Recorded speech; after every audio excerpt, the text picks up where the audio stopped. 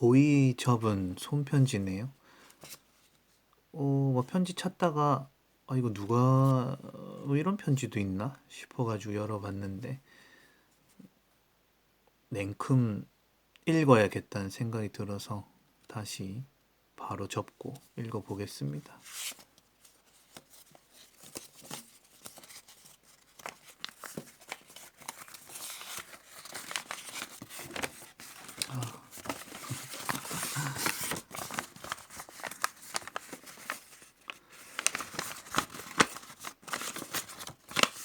아,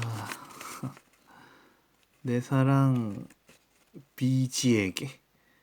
제 그때 군대 별명이 봉구여서 비쥐라고 불렸습니다. 비쥐, 우리 배용준. 소대장이 우리 재훈이 눈물을 보고 말았다.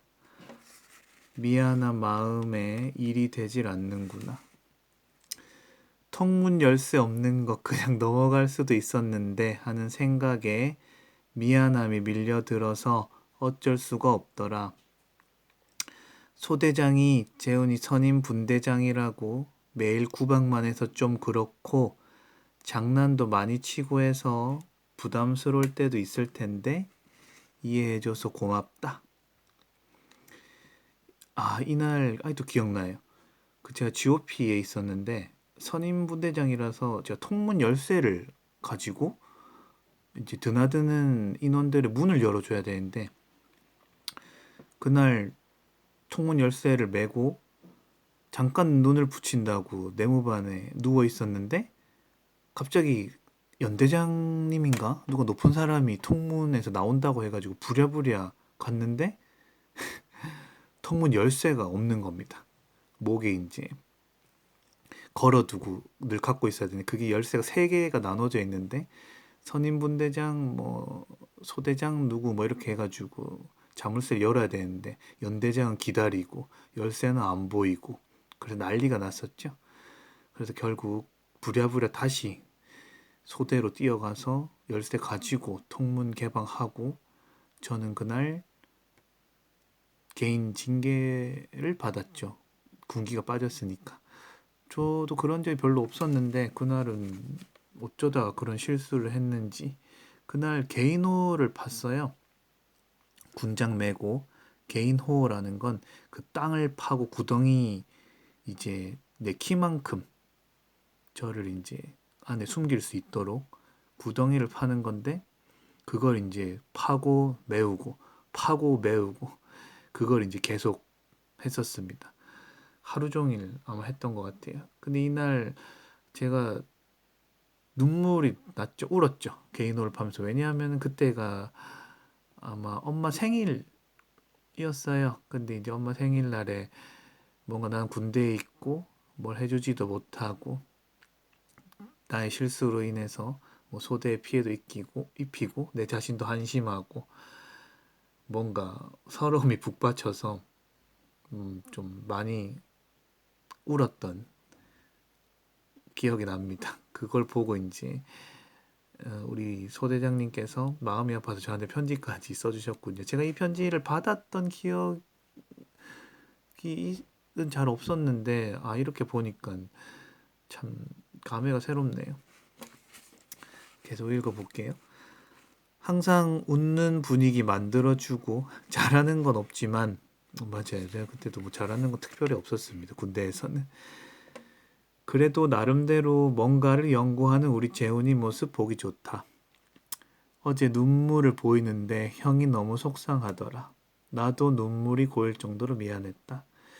근데 뭐 미안할 그건 아니었습니다. 왜냐하면 군기 빠진 행동이었고 그렇게 징계를 받아야 또 같이 있는 인원들이 정신을 차리고 이런 실수를 안 하니까요. 그래도 미안해 해주시는 것 자체로 너무 고맙습니다. 늘 푸른 병영 최우수 병사. 그 맞죠? 제가 대통령 표창도 이때 받았거든요. 소대원에게 가장 인기 좋은 사람으로 뽑히고 항상 소대장에게 즐거움을 선사해주는 재훈이가 늘 고맙기도 하고 잘 못해주는 소대장이 미안하기도 하다. 사실 인기가 좋을 수밖에 없는 게 저는 싫은 소리를 안 했기 때문에. 사실 군대에서 그러면 안 된다는 사람들이 많았었는데 저는 후임들에게 욕을 하거나 물론 뭐 재미로 뭐 약간 그때 좀 뭐 그런 재미있는 욕은 했었지만 화가 너무 많이 나서 뭐 감정을 실어서 괴롭히거나 욕을 하고 이런 적은 없었습니다. 다 같이 잘 있다가 나라를 지키는데 열중하고 뭐 할 일만 제대로 잘 하고 그렇게 잘 있다가 돌아가는 게 목표였으니까요. GOP라는 힘든 근무지에서도 항상 웃음을 보여주는 재훈이는 소대장에게 보물과 같은 존재임은 틀림없다.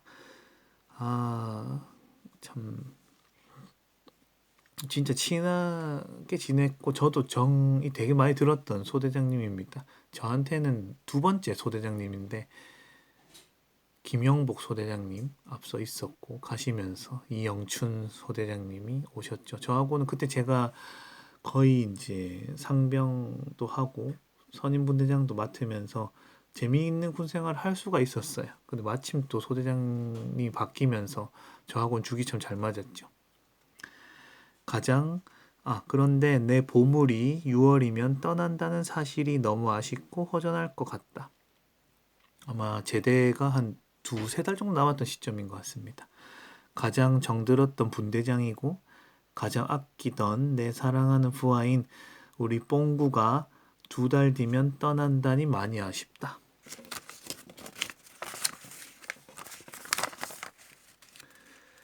벌써 이별 연습을 하느라 그런지 재훈이 볼 때면 장난도 참아지고 그렇다 요즘. 맞아요. 그때 좀 그랬어요. 저도 그랬죠. 전역하고 나면 갑갑한 소대장이 아닌 형이 되어야 되는데 거리감 없을까 하는 생각에 소대장은 걱정이다. 이제 벽을 허물고 저녁 후에도 즐겁게 고민 나눌 수 있는 그런 사이가 되어 소대장 군 생활을 즐겁게 해주던 재훈이가 아닌 내 인생을 즐겁게 해주는 재훈이가 되어 주었으면 좋겠다. 너무 안타깝게도 전역한 이후로 한 번도 본 적이 없습니다. 그때 영춘이 형 연락도 그때는 와서 결혼식 한다고 콩이 누나 별명이 콩이었던 것 같아요. 그 누나랑 결혼한다고 오라고 했는데 제가 못 갔어요. 약간 군 생활에 더 되게 많이 지쳐 있었고 모르겠습니다. 그때 전역하고 나서 제 안 좋은 일들이 좀 있어가지고 심적으로 좀 힘들었어요. 그래서 그것도 못 가고 지금은 되게 후회가 되네요. 그때 봤으면 계속 인연을 이어갔을 텐데. 근데 뭐 지금이라도 늦지 않았으니 혹시나 연락이 닿으면 만날 수 있을 겁니다. 남은 기간 동안 애들하고 즐겁고 좋은 시간, 좋은 추억 꼭 남겨야 한다. 물론 형과도 마찬가지고 노력하는 우리 뽕구가 되도록 해라. RCT 때 휴가 복귀 진지로 하고 소대장하고 장난치고 BOQ에서 놀고 할 때가 엊그제 같은데 참 웃긴다. 정말 너하고 가장 신나게 논 것 같다. 내 군생활 잊지 못할 전후로 남을 것 같아서 소대장 기분이 좋다. 이제 곧 분대장에서 물러나면 더 멋있는 선임병의 모습 보일 수 있도록 하고 소대장한테는 둘도 없는 이쁜 동생으로 남아있길 바란다. 우리 BG 전역에서는 이루는 모든 것을 할 수 있도록 하세요. 소대장은 믿습니다. 그리고 사랑한다. 소대장 중위 이영춘. 얼굴은 이후로 못 봤지만 전역하고 나서 제가 되게 힘든 일이 있을 때 술 먹고 전화를 한 적이 있어요. 여기 영춘이 형한테. 그러면서 막 이 형 하면서 눈물을 막 펑펑 흘렸던 기억이 납니다. 서러워서 그때도 뭐 때문에 그랬는지 모르겠는데 아마 대학 생활에 인간관계 때문에 힘들었던 것 같아요. 근데 이제 그런 것들을 터놓고 얘기할 사람도 없고 그때 이제 영춘이 형이 이제 생각이 나서 전화해서 막 펑펑 울고 그랬는데 그때 이제 친구가 보면서 아니 무슨 군대 사람한테 전화해서 그렇게 우냐고 막 그런 얘기도 했었는데 그날따라 뭐 형이 생각나고 해서 전화하고 그랬습니다. 아, 이렇게 따뜻한 편지를 써 주셨는데 제가 2007년에 전역하고 지금 2023년이니까 한 16년 맞나? 네, 이렇게 지나는 시간 동안 단 한 번도 본 적이 없었어요. 물론 다 제가 마음을 닫은 뭔가 인간관계에 대해서 이어가지 못한 그런 것에 이제 상처 뭐 이런 것들 때문에 못 본 겁니다. 지금은 볼 수 있을 것 같고 또 보고 싶습니다. 혹시나 연락이 닿으면 언제든지 저한테 연락해 주세요, 형님. 아, 보물 같은 존재, 좋은 동생, 사랑한다, 믿는다. 너무 이 말만 들어도 행복하네요.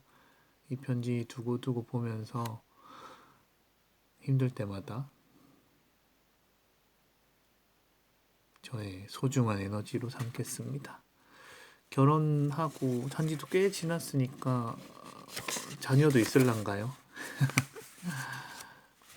콩 누나랑 늘 행복하고 형님의 가정에 늘 좋은 일들만 가득하길 바랍니다.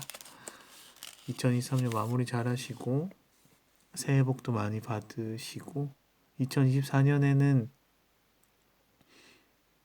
기회가 되면 꼭 봅시다. 기회는 만들어야 되는 건데 제가 또 어정쩡한 소리나 하고 있네요.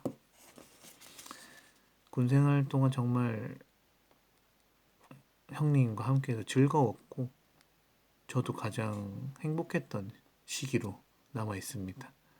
2병, 2등병, 1병 때 너무 힘들었고 형님 오고 나서